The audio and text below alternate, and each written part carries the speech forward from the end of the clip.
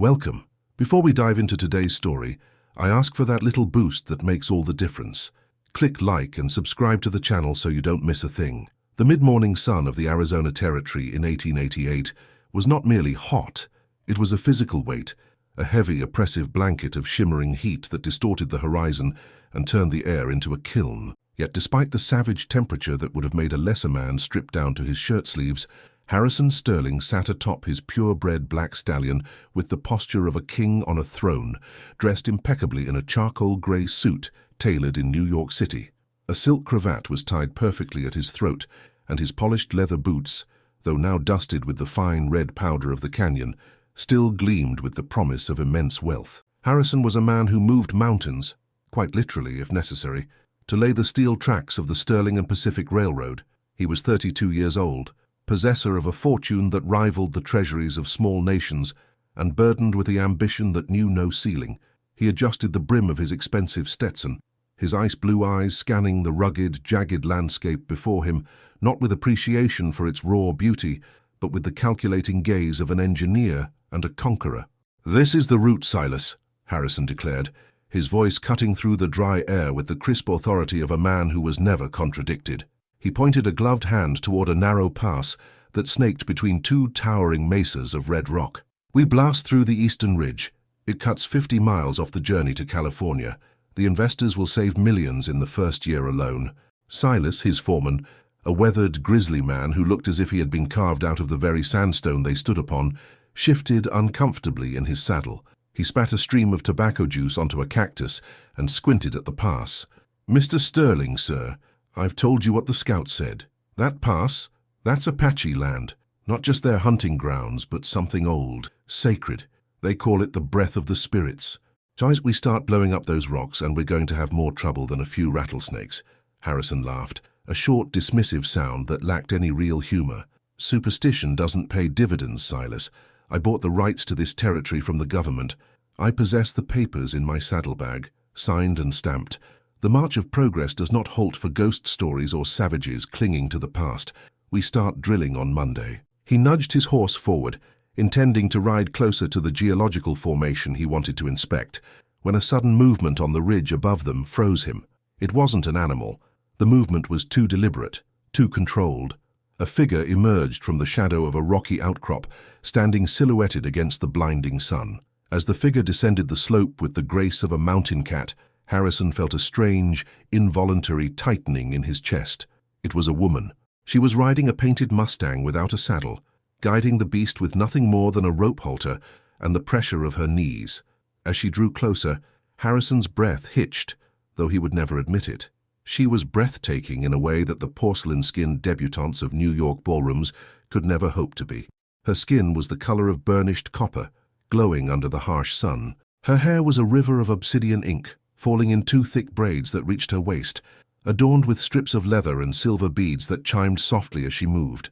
She halted her horse 10 yards from them, blocking their path. She wore a tunic of soft, bleached buckskin that clung to her form, revealing the strength of her shoulders and the curve of her waist.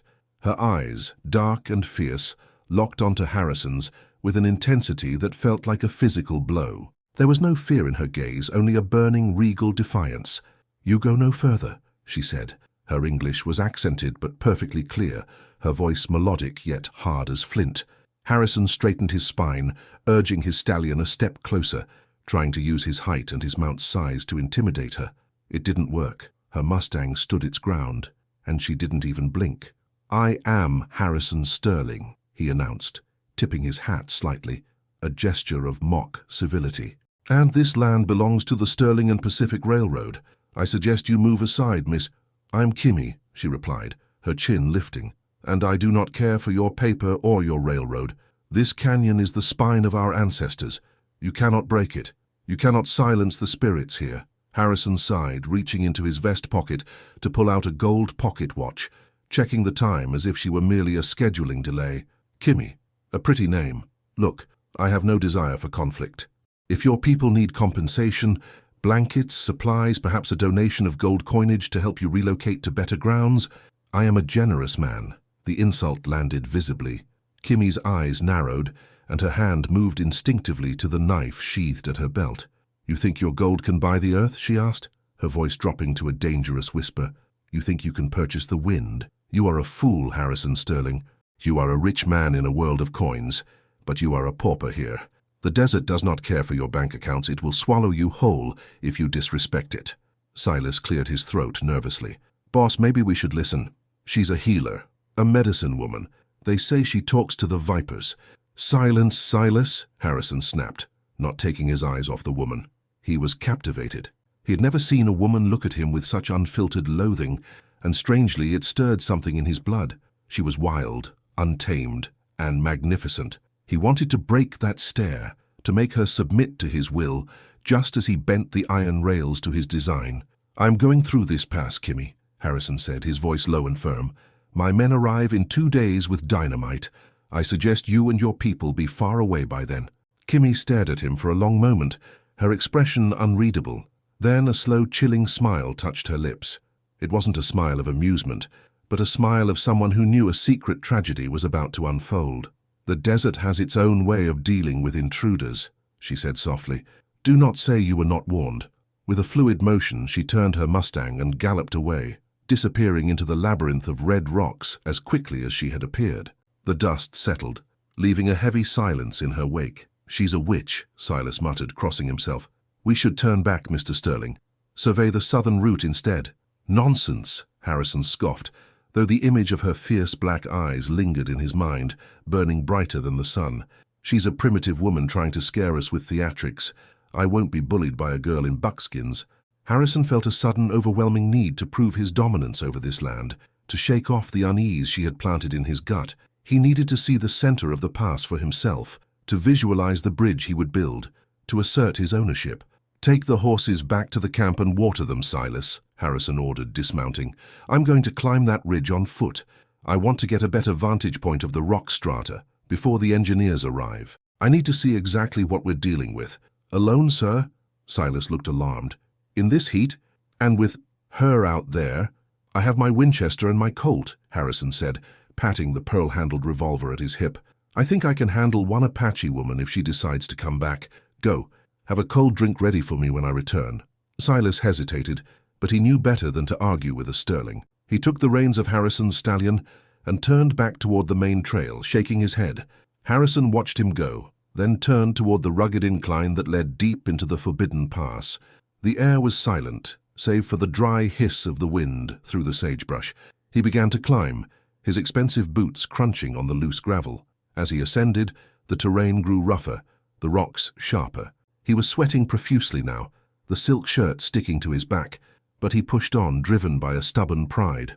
He reached a plateau surrounded by towering boulders that cast long, jagged shadows. It was a desolate, lonely place, beautiful in a terrifying way. He took a moment to catch his breath, looking out over the vast expanse of the territory he intended to tame.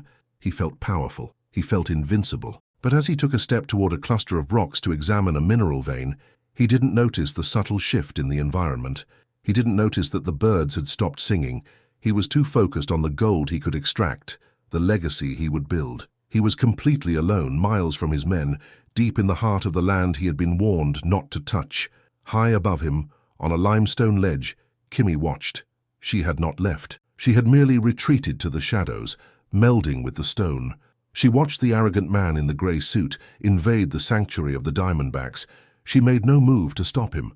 The spirits would decide his fate now. Harrison wiped sweat from his brow and stepped over a large, sun-bleached log, his eyes fixed on the horizon, unaware that the log was hollow, and beneath it something was coiled, waiting, disturbed by the heavy footfalls of the intruder. The rattle began, a dry, buzzing sound like death itself, but by the time the sound registered in Harrison's wealthy, educated mind, it was already too late. The strike was faster than thought. It was a blur of motion, a primitive recoil of muscle and scale that Harrison's civilized reflexes had no hope of countering. He felt the impact before the pain, a heavy, dull thud against his inner thigh, high up, dangerously close to the groin. Then came the fire. It wasn't a prick or a sting. It was as if someone had driven a red-hot railroad spike into his flesh and twisted it. Harrison gasped, staggering back, his boot heel catching on the loose shale. He collapsed hard onto the unforgiving ground, sending a cloud of red dust into the air. His hand flew to his leg, clutching the expensive wool of his trousers, his fingers instantly recoiling as he felt the heat radiating from beneath the fabric. The diamondback, a massive, thick-bodied creature patterned with the colors of the desert floor, did not retreat. It remained coiled just a few feet away, its rattles singing a high-pitched song of death, its slit pupils fixed on the intruder. Harrison fumbled for the Colt at his hip. His hands, usually steady enough to sign million-dollar contracts without a tremor, were shaking violently. He drew the weapon, the pearl handle slipping in his sweaty grip. He fired, bang, but the bullet kicked up dirt a yard to the left of the snake. The deafening report of the gun echoed off the canyon walls, mocking him.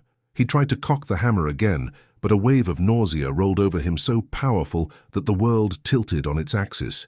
The sky, a moment ago a brilliant, harsh blue, seemed to darken at the edges. The venom was potent, traveling fast, riding the rapid pulse of his terrified heart straight into his bloodstream. "Damn it!" he rasped, the words tasting like copper in his mouth. He tried to stand, to run, but his leg refused to obey. It felt heavy, like a log filled with lead. The burning sensation was spreading, moving up into his abdomen, a creeping paralysis that terrified him more than the pain itself. He looked around wildly. "Silas!" he shouted, but his voice was a croak, swallowed instantly by the vastness of the canyon. He was miles from the camp, miles from help. Harrison Sterling, the man who commanded armies of workers and dined with senators, realized with a cold, clarifying dread that he was going to die here. He was going to die in the dirt, alone, killed by a creature that didn't care about his bank account or his lineage. His gold watch ticked in his pocket, counting down the seconds of a life suddenly cut short. He slumped back against a boulder, his breath coming in ragged, shallow gasps. His vision blurred. The rock seemed to be melting, twisting into grotesque shapes. He closed his eyes, waiting for the end, waiting for the darkness to take him. "I told you," a voice said. "The desert does not care for your gold." Harrison forced his eyes open. Through the swimming haze, a figure stood over him. Kimmy. She looked like an avenging angel, or perhaps a demon of the rocks. She stood tall, her arms crossed over her chest, looking down at him with an expression that was devoid of pity. The sun framed her head like a halo, making it hard to see her face clearly, but he could feel the weight of her judgment. "Help me," Harrison whispered, the pride that had defined his life stripping away with every agonizing beat of his heart. "Please." Kimmy didn't move immediately. She studied him, watching the sweat bead on his forehead, watching the grey pallor spreading beneath his tan. She looked at the snake, which had finally slithered away into a crevice, its work done. "You are a fool," she said, her voice flat. "You walked into the home of the Chishchilla, the Diamondback, and stepped on his doorstep without knocking. I'll give you anything," Harrison stammered, his hand gripping the dirt. "Money. Land." Kimmy knelt then, her movement sudden and fluid. She ignored his offer, her face hardening. "Save your breath, white man. The venom moves faster when you speak." She reached for the knife at her belt, a blade of obsidian sharp as a razor, with a handle wrapped in deer hide. Harrison flinched, a primal fear surging through him as he saw the weapon. Was she going to finish him off? Was this the mercy of the Apache? "Hold still," she commanded. With a swift, practiced motion, she didn't stab him. She slashed the fabric of his trousers. The expensive imported wool, tailored by the finest hands in Manhattan, parted like wet paper. She ripped the material open, exposing his thigh. Harrison groaned in shame and pain. His leg was already swollen, the skin around the 2 puncture marks turning a gruesome shade of purple and black. The veins stood out like dark spiderwebs against his pale skin. Kimmy looked at the wound, her brow furrowing in concentration.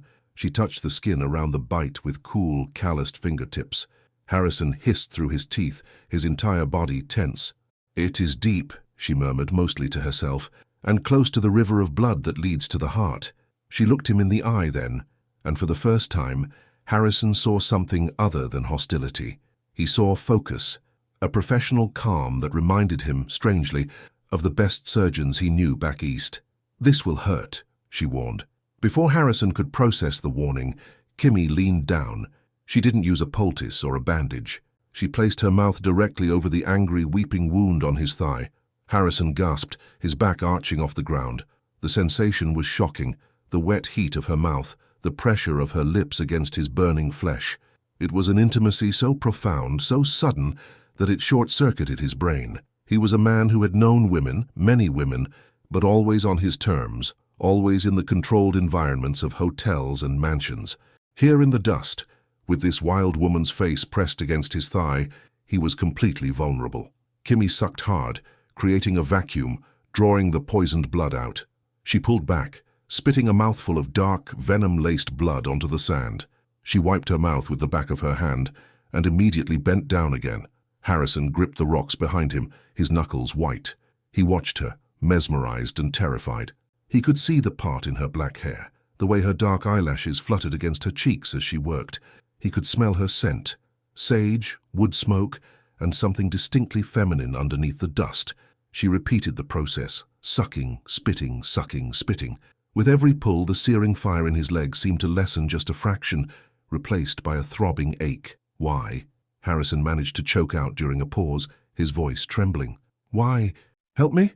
Kimmy sat back on her heels, wiping a streak of blood from her chin. Her dark eyes bore into his. "Because my people are not murderers, Harrison Sterling. Even if yours are." The words hung in the hot air between them. Harrison wanted to argue, to defend his civilization, but he had no strength, and looking at the blood on her lips, his blood, he had no moral high ground. She reached into a small leather pouch at her waist and pulled out a handful of dried leaves. She chewed them briefly to create a mash, then spat the green substance onto her palm. She slapped the poultice directly onto the bite. Harrison cried out, the stinging sensation sharp and sudden. "It is greasewood and snakeweed," she explained, pressing her hand firmly over the wound to hold the mash in place.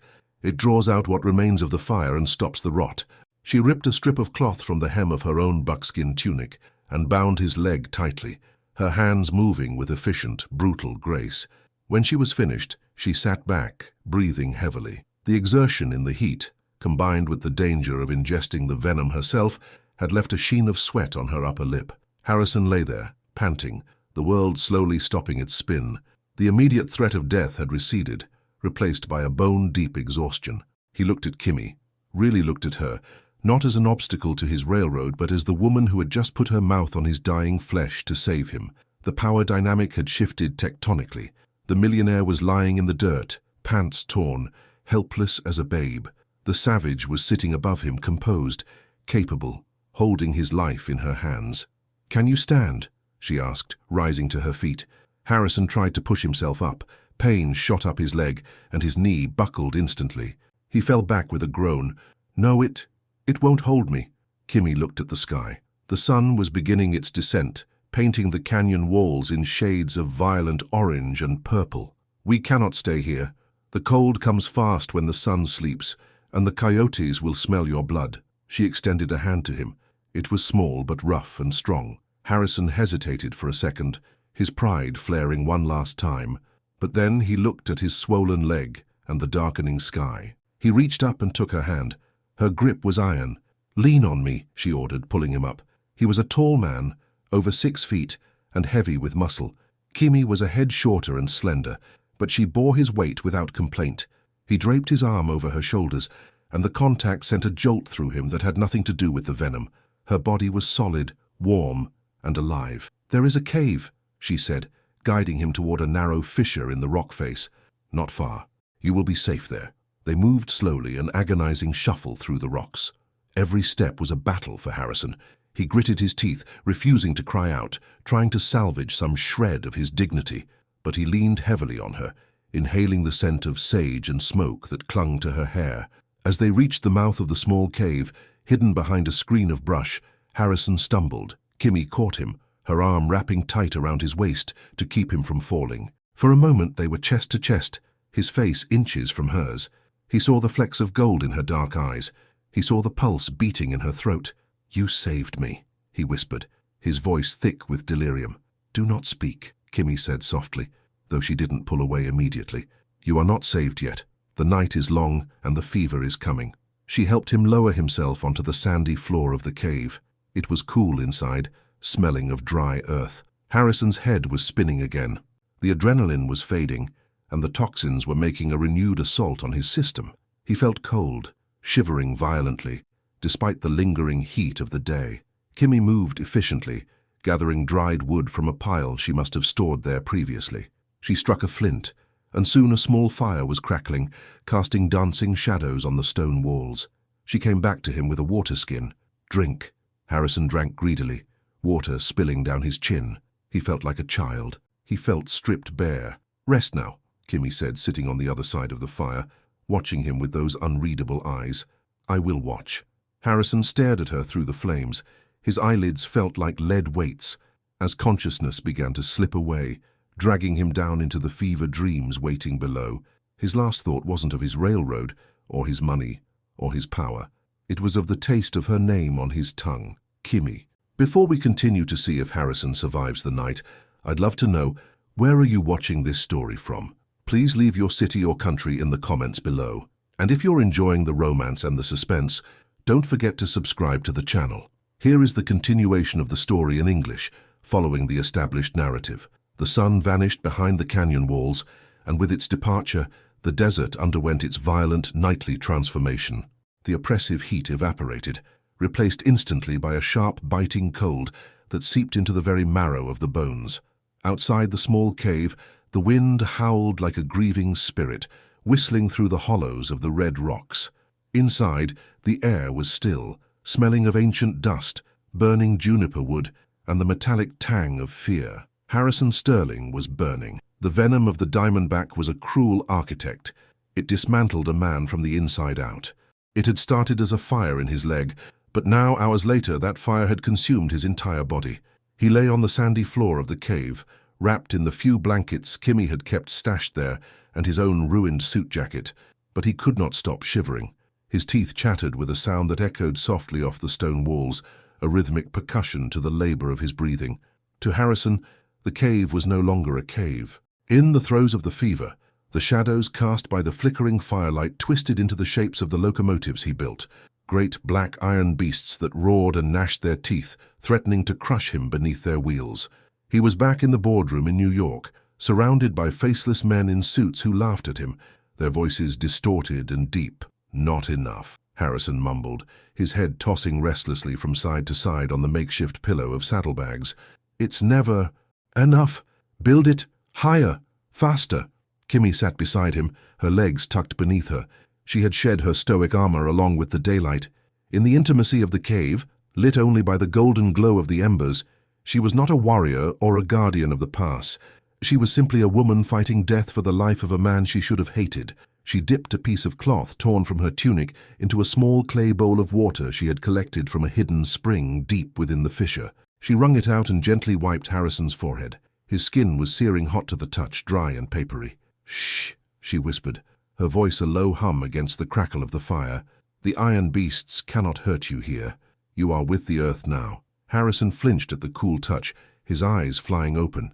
They were glassy, unseeing, two pools of terrified blue staring into a world Kimmy could not see. He grabbed her wrist, his grip surprisingly strong, despite his weakness.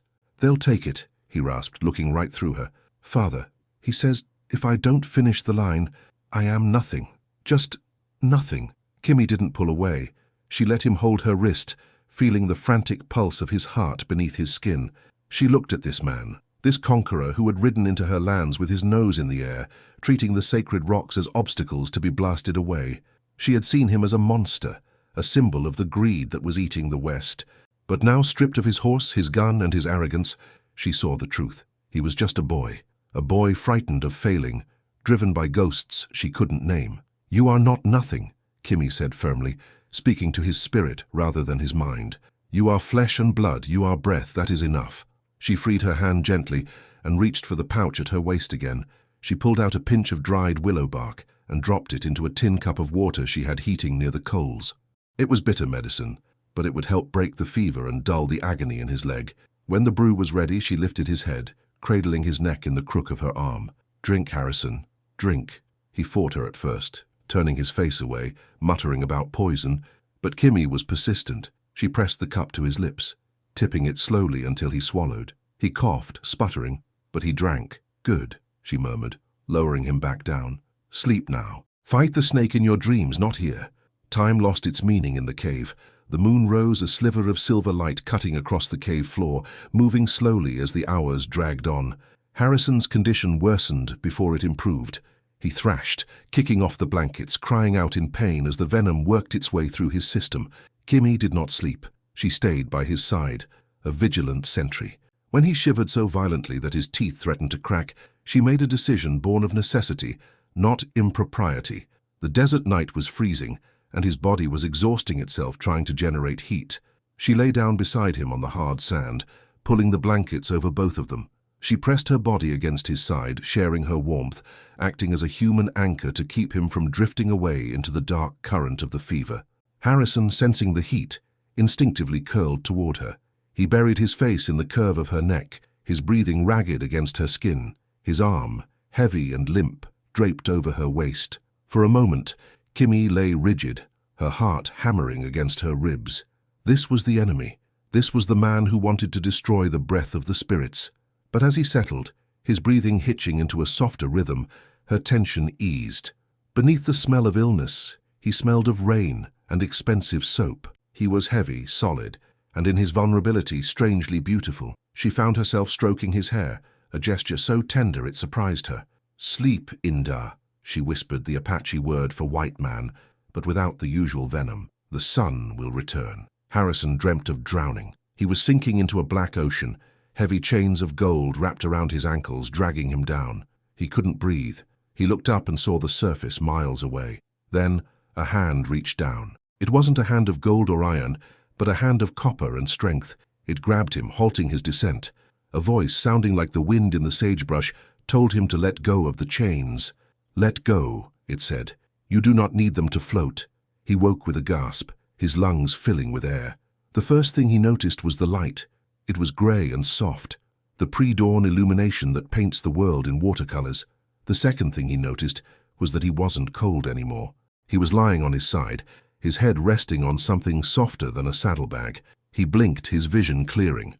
The blurred shapes of the night sharpened into focus. He was staring at a buckskin tunic. He shifted his gaze upward and found himself looking directly into Kimmy's face. She was asleep, her head resting on her arm, mere inches from his. In sleep, the fierce lines of her face had softened. Her long, dark lashes rested on her high cheekbones. Her lips were slightly parted. Harrison froze. He realized his arm was draped over her, his hand resting on her hip. He realized that their legs were tangled together beneath the blanket. The shock of it should have made him recoil. A Sterling did not lie in the dirt with a savage. That was what society demanded, he think. But Harrison didn't recoil. Instead, he felt a profound, aching sense of peace he hadn't felt in years, maybe ever. He lay there, scarcely daring to breathe, and simply watched her. He traced the line of her jaw with his eyes. He remembered the night, fragments of it, the pain, the fear, and her voice. She had been the anchor in the storm. She had sucked the poison from his veins, risking her own life. She had held him when the ghosts came. Why? He had treated her with nothing but disdain. He had threatened her home, and she had repaid him with life. As if sensing his gaze, Kimmy stirred. Her eyes fluttered open, dark and disoriented for a split second before snapping into focus. She saw him watching her.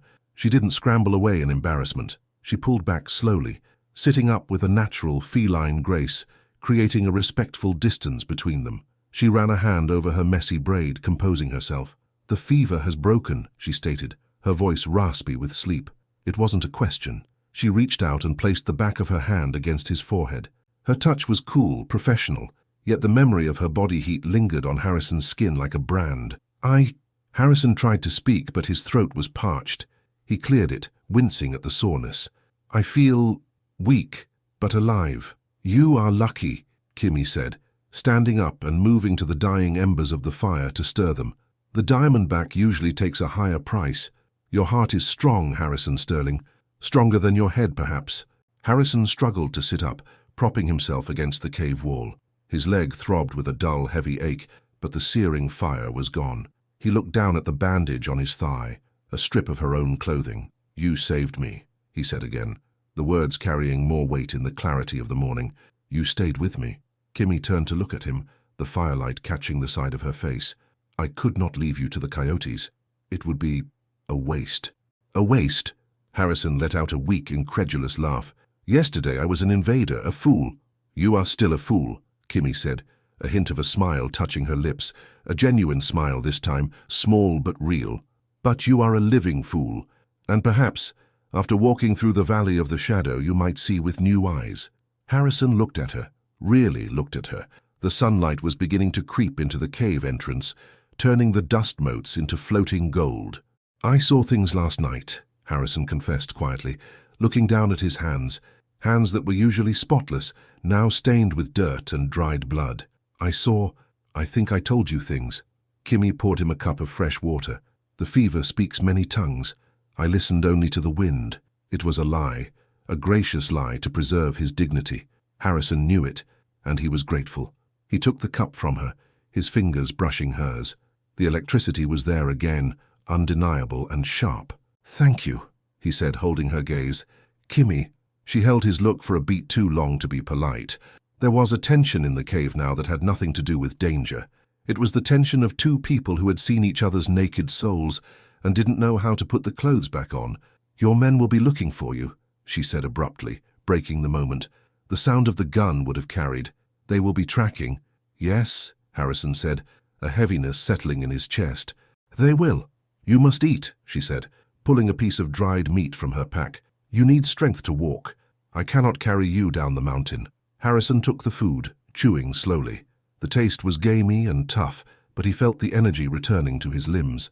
"Kimmy, about the railroad." She stiffened, her back to him as she gathered her supplies. "Do not speak of it now. You are alive. That is enough for this morning." "No," Harrison said, his voice gaining strength. "I need to speak of it. I was wrong." Kimmy turned slowly. "The pass," Harrison said, gesturing vaguely toward the entrance of the cave. "It's not just rocks, is it? It feels alive. I felt it last night. Or maybe I just felt you." He shook his head, struggling to articulate the shift in his worldview. "I can't blow it up. I can't destroy this." Kimmy studied him, searching for the lie, for the trick. But she saw only a tired man with a bandaged leg and honest eyes. "And your investors?" she asked. "Your millions, the march of progress?" Harrison looked at the bandage on his leg. He thought of the venom, the pain, and the woman who had put her mouth to his wound to save him. He thought of the emptiness of his life back east. The cold mansions, the polite applause, the isolation. "To hell with them," Harrison said softly. "There are other routes. Longer routes. More expensive routes. But I have enough money. What I don't have. What I didn't have until last night." He trailed off, not daring to finish the sentence. "What I didn't have was a reason to breathe other than profit." "We should go," Kimmy said, her voice softer now, lacking the hard edge of the previous day. "Silas will be frantic. He is a loyal dog, that one." Harrison nodded. He reached out his hand. "Help me up, please?" Kimmy walked over and took his hand. She pulled him up, and again, he leaned on her. They stood close in the dim light of the cave. The air was thick with unsaid words, with a possibility that hung between them like a suspended dewdrop. "You are heavy, Harrison Sterling," she murmured. "And you are strong, Kimmy," he replied, his voice dropping to a whisper. He didn't let go of her hand immediately. He looked at her lips, the lips that had drawn the poison out. A crazy, fever-induced impulse seized him. He wanted to kiss her, not in gratitude, but in a desperate need to bridge the gap between their worlds completely. Kimmy saw the intent in his eyes. Her breath hitched. She didn't pull away. She waited, her eyes wide, searching his face, but the sound of a distant gunshot echoed through the canyon, shattering the moment. Bang! Then a shout, faint, but carrying on the wind. "Mr. Sterling, boss!" It was Silas. The spell broke. Kimmy stepped back, her mask of stoicism sliding back into place, though her cheeks were flushed. "They are here," she said. "You are safe." Harrison felt a pang of profound disappointment. "Yes," he said hollowly. "I am safe." But as they moved toward the cave entrance, Harrison knew one thing for certain. He might be safe from the snake and the desert, but he was in terrible danger of losing his heart to the woman walking beside him, and for the first time in his life, he didn't want to be rescued.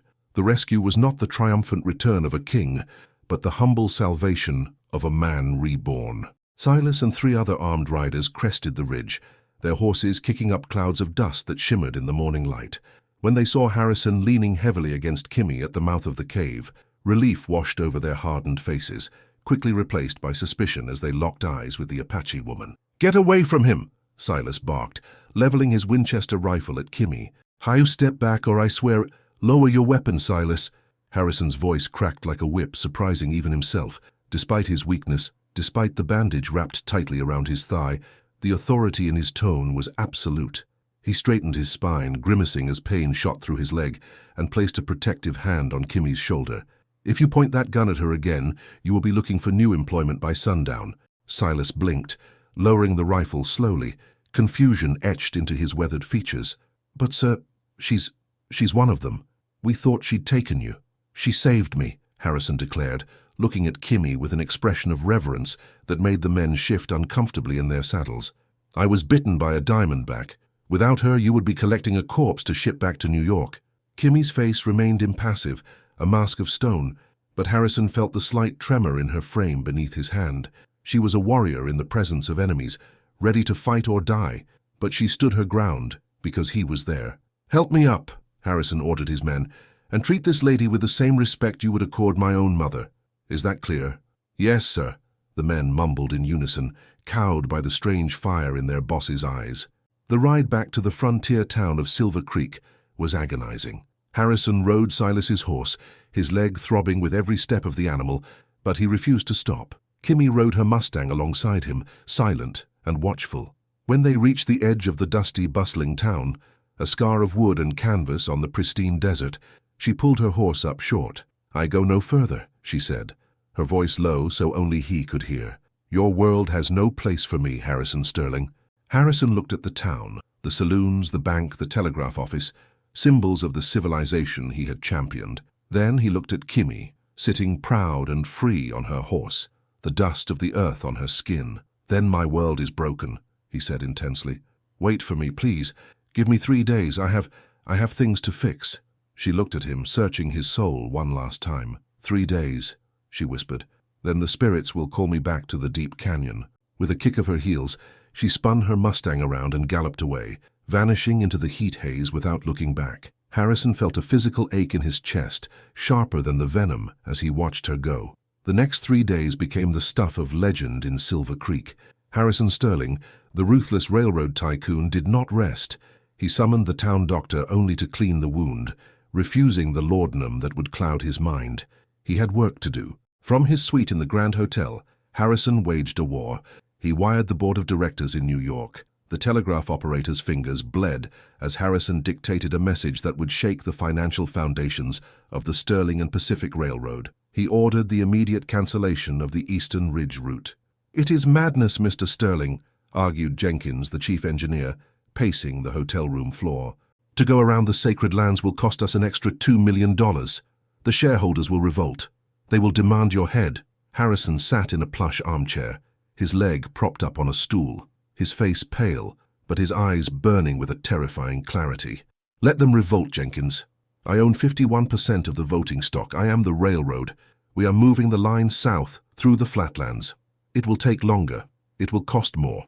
And I don't give a damn." He pulled a map from the table and slammed his hand down on the area marked Breath of the Spirits. "This land," Harrison said, his voice quiet and dangerous, "is no longer company property. I am buying it, personally, with my own funds. It will be a private sanctuary. No track, no road, no miner's pick will ever touch it again." Jenkins stared at him, mouth agape. "You've gone native, sir. The venom, it's touched your brain." "On the contrary," Harrison smiled, and it was the first genuine smile Jenkins had ever seen on the man's face. "The venom woke me up. Now get out. I have a deed to write." On the morning of the 3rd day, Harrison shaved, dressed in a fresh suit, though he discarded the stiff collar and the silk tie, and mounted his black stallion.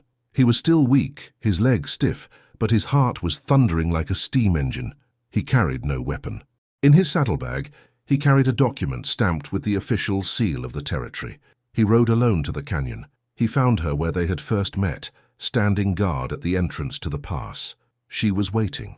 When Kimmy saw him, her breath caught. He looked different. The arrogance that had coated him like a second skin was gone, replaced by a humility that made him seem taller, stronger. Harrison dismounted, wincing slightly, and walked toward her. He didn't stop until he was close enough to see the gold flecks in her eyes. "You came back," she said, her voice betraying a flicker of disbelief. "I told you I would," Harrison replied. He reached into his saddlebag and pulled out the heavy parchment. "I brought you something." Kimmy looked at the paper with suspicion. "More treaties? More lies on paper?" "No," Harrison said gently. Proof. He unfolded the deed. I bought the land, Kimmy. All of it. The canyon, the ridge, the pass. It belongs to me now under the law of the white man. Kimmy's eyes flashed with anger. So you own it? You are still the conqueror? Read it, Harrison urged, holding it out. I know the mission schools taught you to read. Kimmy took the paper hesitantly. Her eyes scanned the dense legal text and then stopped at the bottom line. Her eyes widened. She looked up at him, shock parting her lips. It says, she stammered, it says the land is held in trust for the Apache people, forever. It's yours, Kimmy, Harrison said, his voice thick with emotion. I used my gold to ensure that no one, not even me, can ever take it from you again. The railroad will go south. The silence of the spirits will remain unbroken. The paper trembled in her hands. She looked at the man before her, this wealthy, powerful man who had dismantled his own empire for her. Tears, rare and precious, welled in her eyes. Why? She whispered. Why would you do this? Harrison stepped closer, closing the gap between them. He reached out and gently took her hand, his thumb brushing over her knuckles. Because you saved my life, he said softly. And because a life without you isn't worth living. I have money, Kimmy, I have power, I have houses I've never slept in. But in that cave, with you, I was home for the first time. He dropped to one knee in the red dust, ignoring the pain in his healing leg. It was a gesture of surrender, of worship. I don't want to go back to New York, he said, looking up at her. I want to build a house here, on the edge of the territory. I want to learn the names of the wind. I want to be with you, if you will have a fool like me. Kimmy looked down at him, the warrior, the healer, the guardian. She dropped the deed onto the sand and reached out, cupping his face with her hands. You are a fool, Harrison Sterling, she said, a smile breaking through her tears like the sun after a storm. But you are my fool. She pulled him up, and this time there was no gunshot to interrupt them. Harrison wrapped his arms around her waist, pulling her against him, burying his face in her hair. When he kissed her, it was filled with the desperate passion of a man who had found water in the desert. It was a promise, a seal. They stood there as the sun began to set, casting long shadows over the land that was now safe. The railroad baron and the Apache healer, two worlds, collided and shattered, only to be forged into something stronger, something unbreakable. Harrison Sterling had lost a route to the ocean, but he had won the only treasure that mattered. He had found his heart in the Wild West. The true wealth of a man is never measured in the weight of the gold in his pockets, but in the weight of the love in his heart. Harrison Sterling thought he could buy the world, but it took a brush with death and the kindness of a perceived enemy to teach him that the most valuable things, trust, respect, and love, cannot be purchased. They must be earned. Before you go, please remember to give this video a thumbs up and subscribe to our channel. It helps us bring more heartwarming stories like this to you every week. Thank you for watching.